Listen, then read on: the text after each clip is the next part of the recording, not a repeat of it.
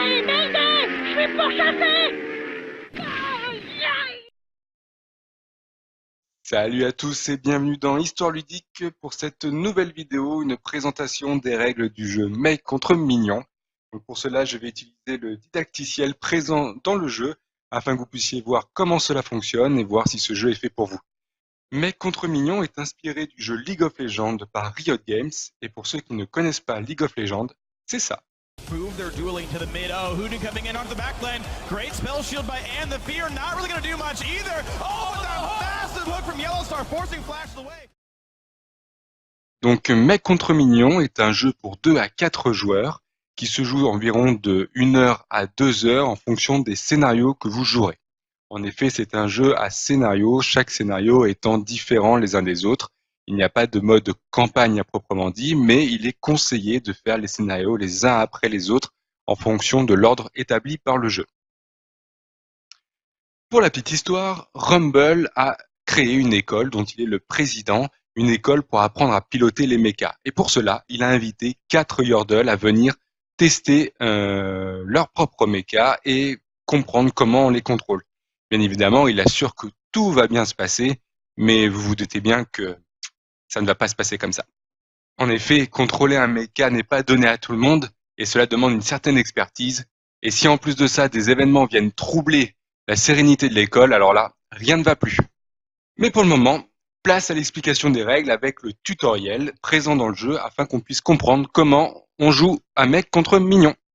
Concernant la mise en place du jeu, tout d'abord j'ai installé le plateau de jeu avec l'entrée de l'école ainsi que 4 cristaux, les 2 héros puisque nous allons faire une partie pour 2 joueurs, le plateau du joueur qui représente la piste de commande du mecha, ainsi que la boussole de direction, quelques minions, des paquets de cartes, nous verrons à quoi elles servent pendant la partie, ainsi que quelques dés.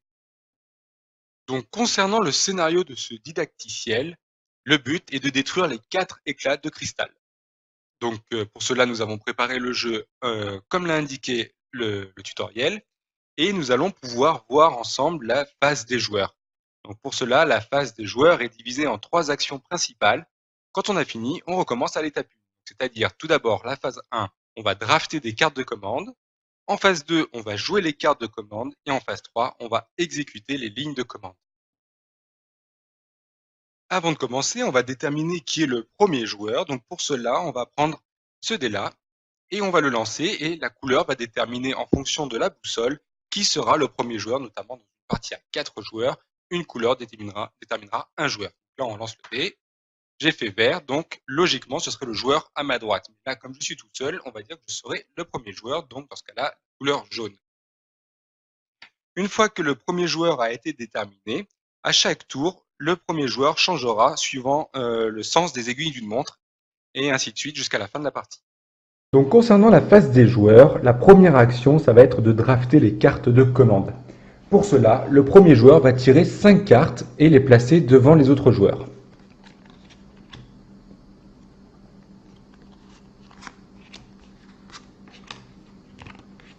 Voilà.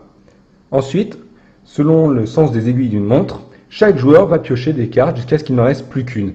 Donc moi, je vais prendre par exemple celle-là. L'autre joueur va prendre cette carte-là. Ensuite, je vais prendre cette carte-là. Et l'autre joueur va prendre celle-là. Voilà, il ne reste plus qu'une carte. Cette dernière carte va être défaussée.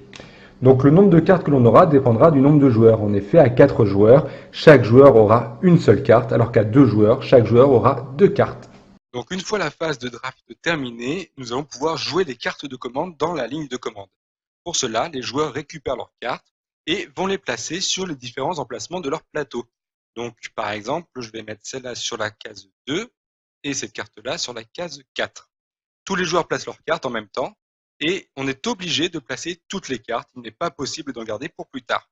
Une fois les cartes placées, elles sont verrouillées, elles restent dans la ligne de commande et dans leur emplacement. Cela déterminera les actions de nos héros pour la suite. Enfin, troisième action, c'est exécuter les lignes de commande.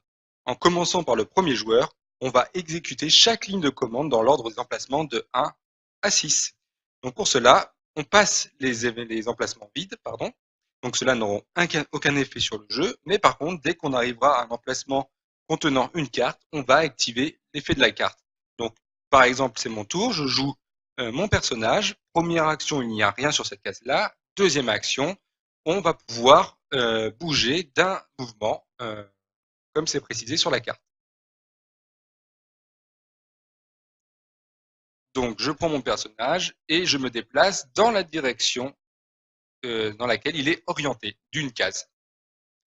Une fois cette action faite, on passe à la troisième, il ne se passe rien. Et enfin, la quatrième, speed, hop, elle me permet de me déplacer de 1 à 2 cases, toujours dans la direction de mon personnage. 1 et 2. Voilà, c'est tout bête. Une fois que j'ai terminé mon action, c'est aux autres joueurs de jouer. Donc par exemple, là je place ces cartes sur ces emplacements-là. Donc sa première action, lui, ça va être de faire une attaque de feu. Donc tout d'abord, il va se déplacer d'une case. Voilà, il va se déplacer d'une case et ensuite il va pouvoir cibler deux monstres adjacents à lui, de gauche et à droite. On le déplace d'une case, toujours dans la même direction dans laquelle il est orienté, et ensuite il va faire son attaque, donc il va cibler un monstre ici et ici. Bon, visiblement, il n'y a personne. Ne vous inquiétez pas, si par exemple mon héros est à côté, il ne subit pas les blessures des alliés. Petite précision, tout d'abord, les mechas ne peuvent pas sortir du plateau ou être poussés hors du plateau. Si une commande m'oblige à avancer et que je sors du plateau, dans ce cas-là, il ne se passe rien. De la même manière, si je dois avancer et qu'un mecha se trouve devant moi, dans ce cas-là, je vais pouvoir le pousser à condition que ce dernier ne sorte pas non plus du plateau. Enfin, les mecs, comme je vous l'ai dit, ignorent les attaques des autres mechas. Dans ce scénario, le but du jeu, ça va être de détruire les cristaux, soit en leur faisant une attaque, soit tout simplement en leur marchant dessus, puisque ces cristaux sont très fragiles et n'ont qu'un seul PV. Une fois que tous les joueurs ont exécuté leur ligne de commande, la phase de joueur est terminée. Et dans ce cas, pour le moment, on recommence le tour à nouveau en piochant de nouvelles cartes, en mettant ces cartes sur notre plateau de commande et en exécutant les actions jusqu'à ce que les 4 cristaux aient été détruits. Concernant les cartes de commande, il en existe 4 types. En effet, chacune étant propre à une couleur. Donc, nous avons les cartes électricité, nous avons les cartes feu, les cartes mécaniques et les cartes ordinateur. Il est également possible d'empiler les cartes. Alors, à quoi ça sert d'empiler les cartes?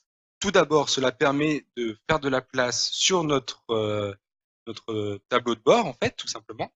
Mais également, cela permet de booster les cartes que l'on a devant nous. Donc, comme vous pouvez le voir, chaque carte a plusieurs niveaux de puissance, en commençant par un niveau, puis 2 niveaux, puis le 3e niveau. Donc, pour cela, il suffit d'empiler les cartes les unes sur les autres, à condition que vous empiliez les mêmes éléments. Par exemple, pour une carte électrique, je vais pouvoir, si je veux jouer cette carte-là, la placer sur celle-ci, afin qu'elle devienne une carte de puissance niveau 2. Ainsi, il y a 2 cartes, donc on appliquera l'effet de niveau 2.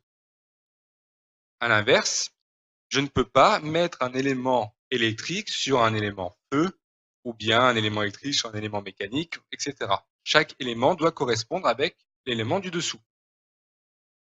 Cependant, si on prend cet exemple, si je souhaite mettre une carte électrique sur la carte feu, dans ce cas-là, on va défausser la carte feu et la remplacer par la carte électrique.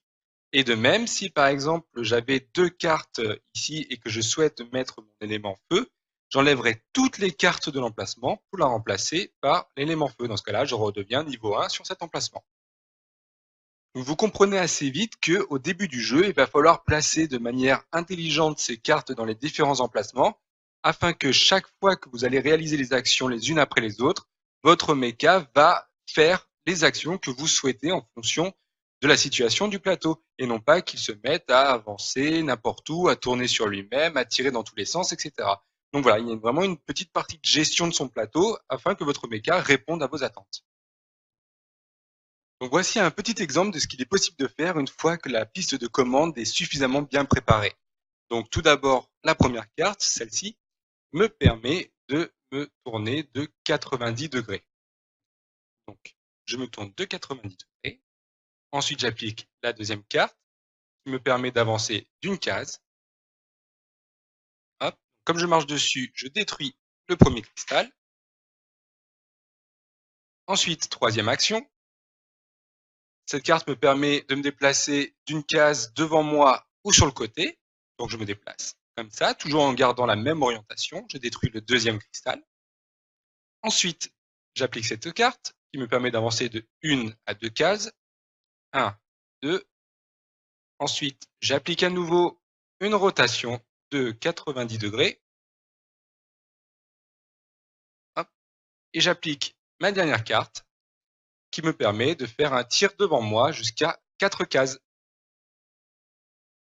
Et donc, 1, 2, 3, le troisième cristaux est détruit. Donc, vous voyez qu'en un tour, il est possible de faire pas mal de choses lorsque l'on a bien configuré son tableau de commande. Voilà, donc nous avons détruit tous les cristaux et généralement, quand un événement a été rempli, une condition a été remplie, il y a ce qu'on appelle une aggravation. En effet, les missions peuvent inclure un ou plusieurs moments lors desquels les conditions et les règles changent. En général, la situation s'aggrave et la mission devient plus difficile. Donc généralement, les aggravations, comme je vous l'ai dit, sont déclenchées par des actions précises ou à un certain moment de la mission. C'est là que vont entrer justement en jeu les minions, ainsi que les cartes dégâts qui sont ici. Je vais pouvoir vous expliquer comment cela fonctionne. Donc pour le scénario, du fait qu'on a détruit les cristaux, cela a provoqué une explosion. Et le scénario nous dit qu'en raison de l'explosion, chaque héros va subir une blessure. Donc comment ça se passe? Chaque héros, en commençant par le premier joueur, va piocher une carte blessure, comme celle-ci.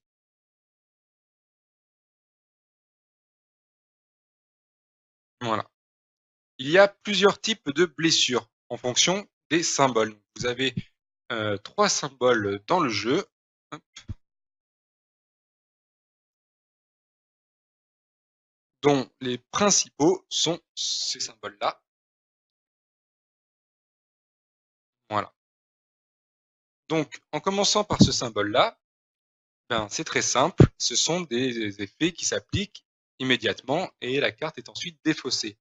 Donc, pour cette carte-là, lorsque je la pioche, je vais devoir échanger l'emplacement 5 avec l'emplacement 6. L'emplacement 5 est échangé avec l'emplacement 6. Et ensuite, je défausse ma carte. La deuxième carte, par contre, est un petit peu différente. Elle vient carrément s'enclencher dans votre tableau de bord. Par exemple, celle-là, elle propose de faire une rotation de 90 degrés. Pour savoir où cette carte va aller, on prend un D6, on le lance, et le résultat, donc j'ai fait un 5, ce sera l'emplacement 5 qui sera touché par la blessure. Je place la carte dans l'emplacement 5 et elle vient en gros dénaturer mon plateau de jeu pour remplacer l'action initiale par une nouvelle action qui est de se tourner de 90 degrés. De même, si au cours de partie, je devais rajouter une carte dégâts sur un emplacement qui contient déjà une carte dégâts, dans ce cas-là, elle viendra remplacer la carte dégâts. Et on en défaussera celle du dessous. Moi, je ne le fais pas, mais on doit défausser l'autre carte.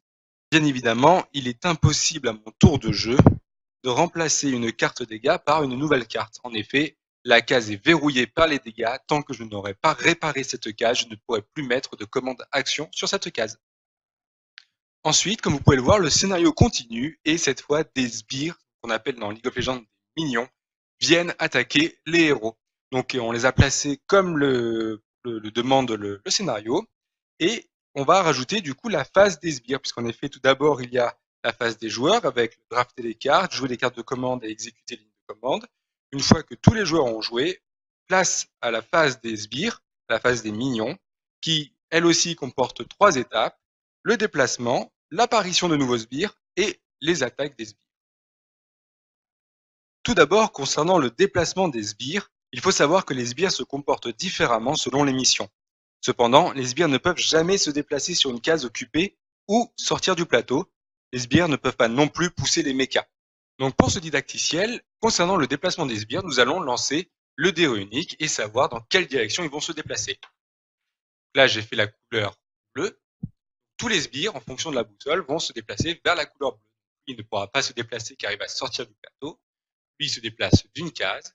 Lui, il se déplace d'une case, mais il y a un méca, donc il ne peut pas bouger. Lui, il ne peut pas bouger non plus parce que l'autre sbire le gêne. Lui, il se déplace d'une case, et lui se déplace d'une case.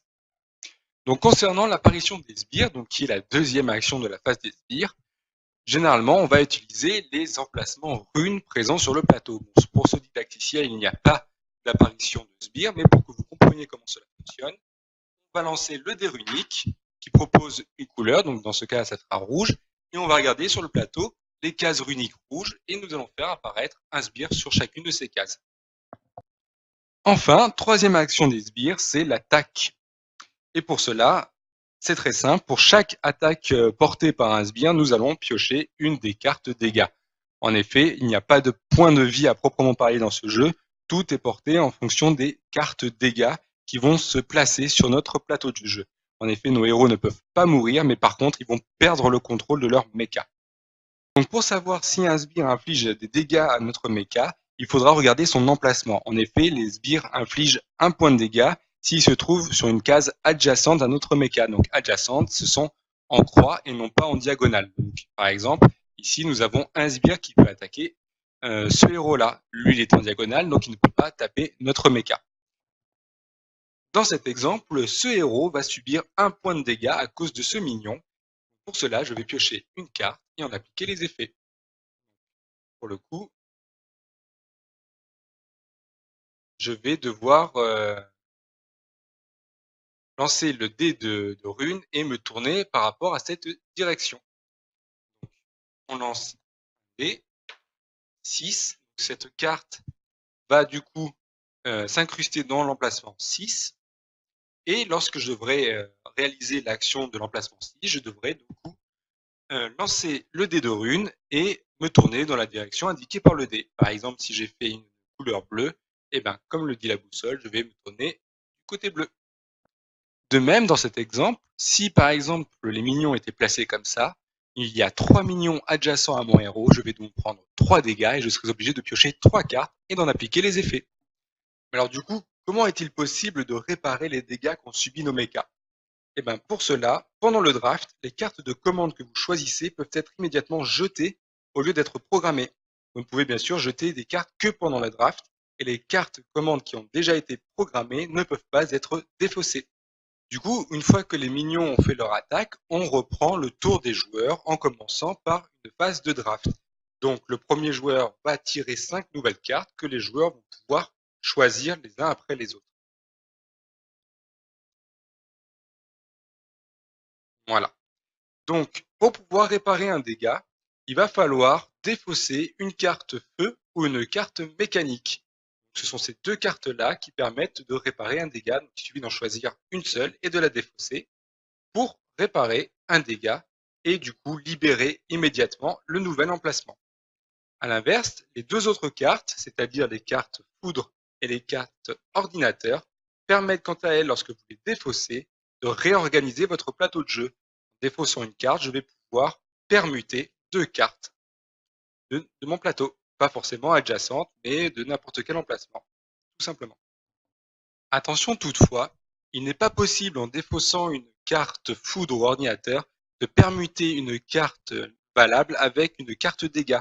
En effet, tant que la carte dégâts est présente sur votre plateau de jeu, il est impossible de faire quoi que ce soit sur cet emplacement. Il faudra d'abord réparer la carte avant de pouvoir la déplacer. Donc à nouveau un petit exemple de tour pour voir comment est-ce que l'on procède. Donc imaginons que pendant la phase de draft, j'ai pu guérir d'un dégât. Je vais du coup utiliser mes actions les unes après les autres en commençant par la première qui me permet de me déplacer d'une case devant moi. Donc je marche sur le sbire, ce qui le tue puisque les sbires n'ont qu'un seul point de vie. Ensuite j'utilise ma deuxième action qui me permet de tourner de 90 degrés. Ma troisième action me permet de tirer devant moi jusqu'à 4 cases, ce qui tue ce sbire. Ma quatrième action est un dégât qui m'oblige à me décaler d'un cran sur la gauche, mais si je fais ça, je sors du plateau, ce qui n'est pas possible, donc la carte ne s'applique pas. Enfin, ma cinquième action me permet de tourner de 90 degrés, et ma sixième action me permet soit de me déplacer de façon latérale ou devant moi. Une fois que vous avez tué tous les minions, le scénario se termine. Donc vous avez réalisé le tutoriel. Donc voilà, c'est la fin de cette vidéo. Avec ces explications, vous avez du moins les bases pour pouvoir jouer à mec contre mignon.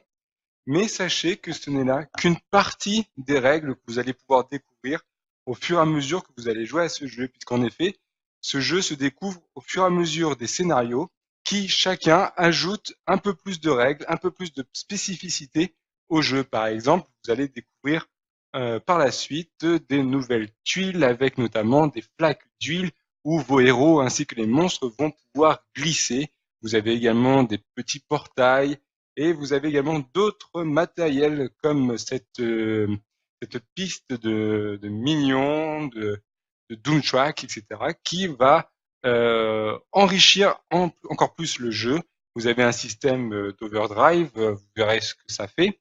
Les héros vont éventuellement acquérir de nouvelles capacités. Bref, au fur et à mesure que vous allez progresser dans le jeu, vous allez découvrir de nouvelles choses, de nouvelles façons de jouer, des nouveaux éléments qui vont venir vraiment enrichir le gameplay. Donc vraiment, je vous dis, avec ça, vous avez simplement les règles de base, mais ce ne sont pas les règles dans leur intégralité. Je ne veux pas vous toutes les expliquer parce que ça reviendrait à vous spoil les scénarios et ce n'est pas le but de cette vidéo. Donc voilà, ça vous permet au moins de voir comment le jeu fonctionne et puis à vous de découvrir et d'avoir la surprise au fur et à mesure des scénarios. Sur ce, je vous souhaite une excellente soirée et à très bientôt. Salut, bye bye.